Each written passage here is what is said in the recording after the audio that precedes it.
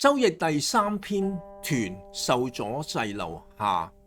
6.4乘馬班輿，求分溝往吉無不利。乘係利用，馬係可供人騎拉載嘅動物。班按標準而分出等級，如這樣那樣。求懇請別人給予。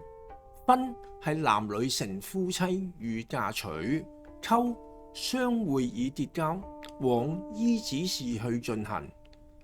吉得到好嘅事物，無沒有，不未得，利付出努力才有成果。解作利用擁有嘅馬匹質素同埋數量，使人知道自己係哪樣等級嘅家世，用嚟懇請別人接受嫁娶同埋結交。如此進行，才會得成好事。沒有未付出努力而得成果嘅，引喻為需要時間同努力，才能與人建立良好關係，去發展成事。因為大家必須明了各有何長處，如何去重視合作嘅條件。例證6.4就係韓信張良擇主而去，求得明主，可成大事。韓信張良最初都係效力項羽，但不被重用。佢亦認為項羽剛愎自用，劉邦則禮賢下士，所以兩人先後都轉投劉邦。君臣合作得非常愉快。遇到阻滯不能發展，上策係放遠眼光，尋找機會。正所謂良禽擇木而棲，劉邦亦都懂得招攬人才，大家相輔相成，結果擊敗咗項羽啦。良謀4就係受阻滯留，顯示自己實力已向，並積極主動與心儀者建立良好關係，長遠足能達成目的。得人願意合作，付出才有成果。9.5係屯其高小，精吉大精凶。屯受阻滯留，其足偏積嘅盛氣顯示得到什麼？高肥美嘅肉食才有嘅好吃煎科，小不多只得幾許。精預計吉得到好嘅事物，大係範圍廣泛，精係預計。凶因為無知做不好有危險。全嘅解就係受阻滯留，展示所得嘅肥美肉食並不會多，預計呢個做法係有好成果嘅。只是得到嘅肥美肉食係好廣泛，預計咁樣做法有危險。等於受阻滯留，應該收斂節制，少量發展會得好成果，大型發展會招致危險。例證9.5大儀無當，親征無塵。沒有經驗，怎能夠發展呢？明英宗14年，阿拉泰斯也先因為明朝克扣馬價，代薄凍使，率軍幾萬里犯。明軍久疏戰陣，頻吃敗仗。司禮太監王振慫恿英宗御駕親征，英宗未與國將好好商議，就調兵50萬，帶同100多名大臣出征。王振亂布行軍路線，出見大將先後戰死，唯有撤軍退守土木堡。明軍行旅匆匆，缺水乏糧，軍心散緩，土木堡一攻即破。王振被明朝將領擊殺，英宗被俘，50萬大軍幾乎全軍覆沒。文武百官大多遇難，經此慘敗，明朝從此元氣大傷。阿拉兵少，且勞師雜遠，明軍雖非善戰，固守打消耗戰，仍有勝算。良謀5就係、若應該收斂節制，小發展會得好成果，大發展會招惹危險。上6乘馬班輿，泣血連輿。乘馬利用擁有馬匹嘅質素同埋數量，班輿自己係哪樣等級嘅家世。泣哭出眼淚，血動物循環系統中流動嘅液體。連淚下不停，如這樣那樣。解作利用擁有馬匹嘅質素同埋數量，使人知道自己係那樣等級嘅家世，哭出血淚，淚下不停那樣。引喻為想感動別人嚟合作，可以一顯示自己實力同埋志向，令人鼓舞，有機會博取支持；二悲哀痛哭，博取同情，不過令人氣餒，反而得不到支持啦。例證上六就係壯志消沉，項羽自敗，身為領導不可消沉。楚項相爭後期，項羽願與劉邦立和約，並歸還劉邦父親同埋妻子。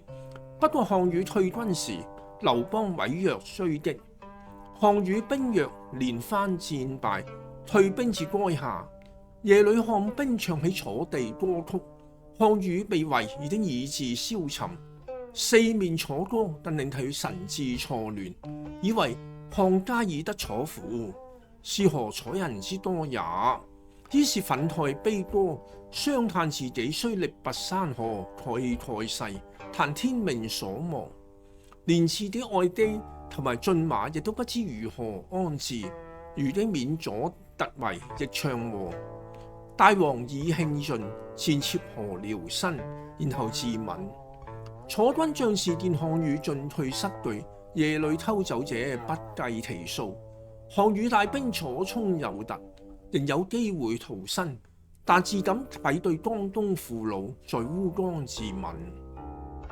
項羽到最後關頭，亦都應該豪氣光榮，談笑用兵。楚軍從來要用善戰，軍心只要不動搖，當能有一番作為。可惜項羽只識遮怨，思想走入死胡同，悲觀利死自己同埋虞姬。梁某六就係、若要感動人合作，得顯示自己實力意向，令人鼓舞，才有機會博取支持。表現極度悲傷，雖賺到同情，卻令人氣餒，拒絕支持啦。用三代鄧代史實演繹團嘅良謀。第一，沖繩島戰役。第二次世界大戰末期，盟軍用漫長時間進行跳島戰役，逐漸逼近沖繩。呢個島距離日本本土僅340英里。盟軍欲奪沖繩島以建空軍基地，就可以更直接轟炸同埋進攻日本本土。戰役係從1945年4月上旬開始，至到6月中旬，為期82天，係第二次世界大戰太平洋戰場中最大規模嘅兩棲登陸行動，亦都係最為血腥嘅戰役。日本戰敗，海空軍幾乎被徹底消滅，日軍嘅死亡人數超過10萬，被俘1萬人，島上居民死亡約10萬人，損失飛機約783架，艦艇被擊沉16艘，擊傷4艘。美軍亦都損失慘重，傷亡3萬餘人，損失飛機763架，艦艇被擊沉360艘，擊傷368艘。戰役結束後數星期，美軍用原子彈轟炸港島同埋長崎，日本無條件投降。盟軍欲快速擊潰日本，不惜犧牲雙方大量人命，是否明智之舉？是否別無他法？第二就係鐵原阻擊戰。1951年4月22日，中國人民志願軍發起抗美援朝第5次戰役，目的係粉碎聯合國軍從正面進攻，以配合側後登陸。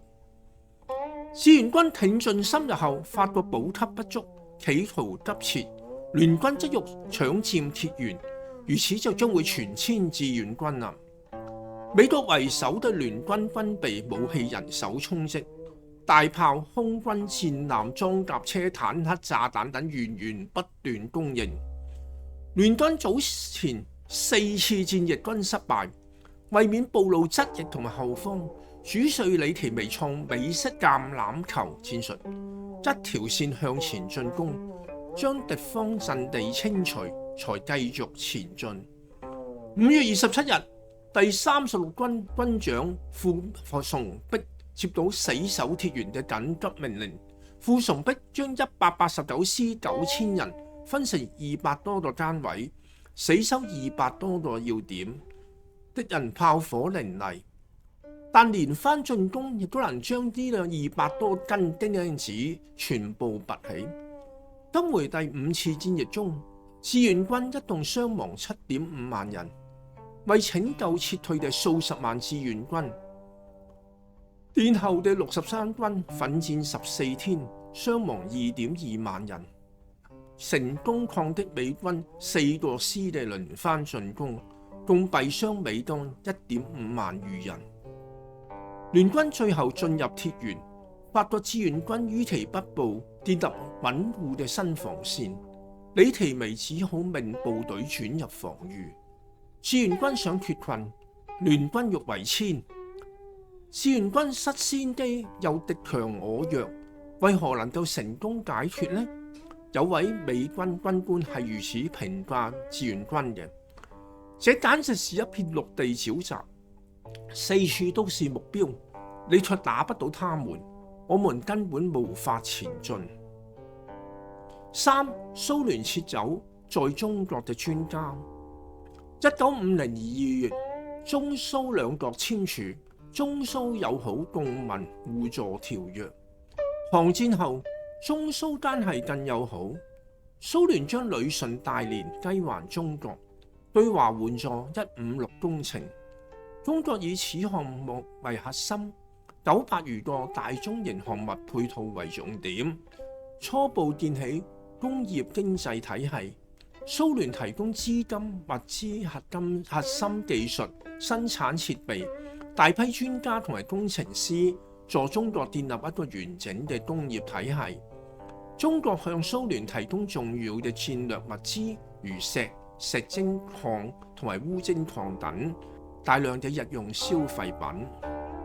1958年，蘇聯領導赫魯曉夫要喺中國領土和領海上建立中蘇共有共管嘅長波電台艦隊。因為涉及中國主權，遭毛澤東同埋中國其他領導人堅決拒絕，中蘇就走向分裂啦。1960年7月，蘇聯撤走在華專家，中國遭此打擊，仍要喺多個領域自主研發成功，例如第3代核電技術、核電反應器設計、原子彈、飛彈、人造衛星、3座標功能雷達。中國領導人、科學家同埋人民如何同心協力排除萬難，值得大家喺網上探查重溫。下一講會介紹周易嘅第4篇夢，意思係教化啟發。人若無知，便會誤事；不過若都肯學而能得教，便可以趨吉避凶，成就大業。下一講見啦。